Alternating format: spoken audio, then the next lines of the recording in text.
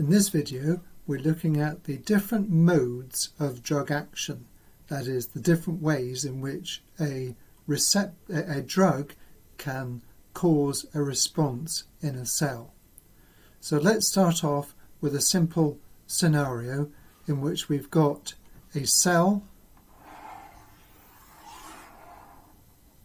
and we have in the cell a receptor. In this case, this is a ligand-gated ion channel.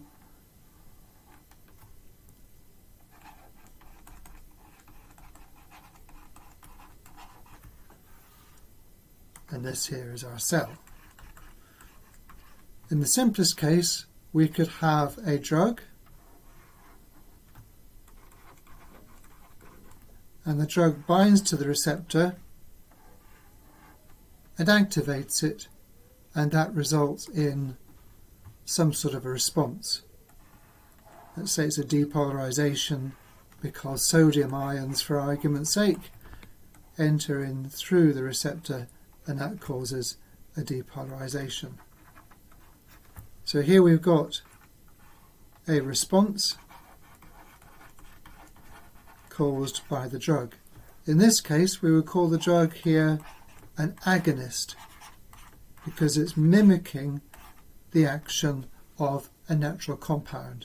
So for example, the receptor could be a neurotransmitter receptor, and the drug could actually be the neurotransmitter itself, such as acetylcholine, or it could be some other compound which mimics acetylcholine. So this is called an agonist. Now let's have a similar situation where, once again, we have our cell and we have our receptor,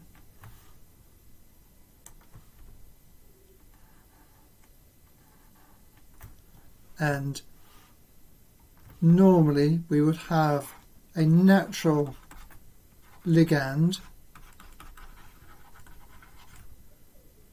which should activate the receptor, but now what we do is we now create another drug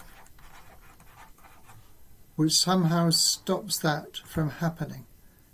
All right, there's several ways in which it could do it, but now what we find is normally with our natural ligand we should see a response, but now when we do it in the presence of our drug, we find the response is a lot smaller because we've blocked it with our drug in one way or another. And this would be called an antagonist. Quite naturally, because it antagonizes the action of the drug, of the natural compound. So there are different ways in which this could happen. So for example, first of all, we might find, so how does this happen?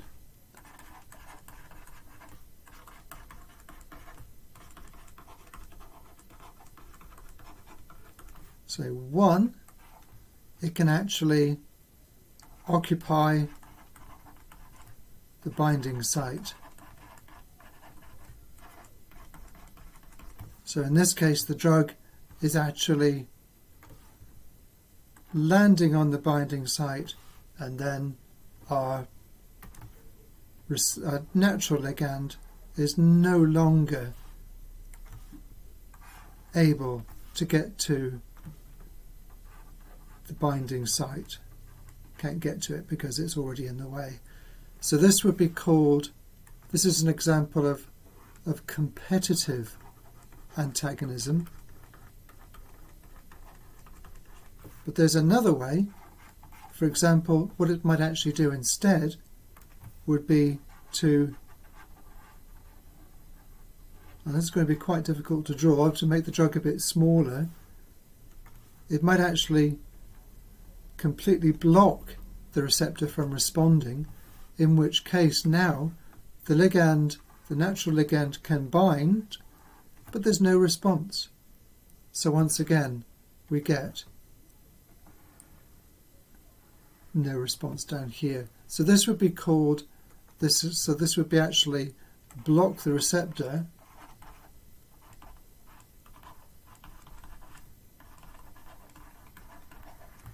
and this would be called non-competitive because it's not competing with the natural ligand for the binding site.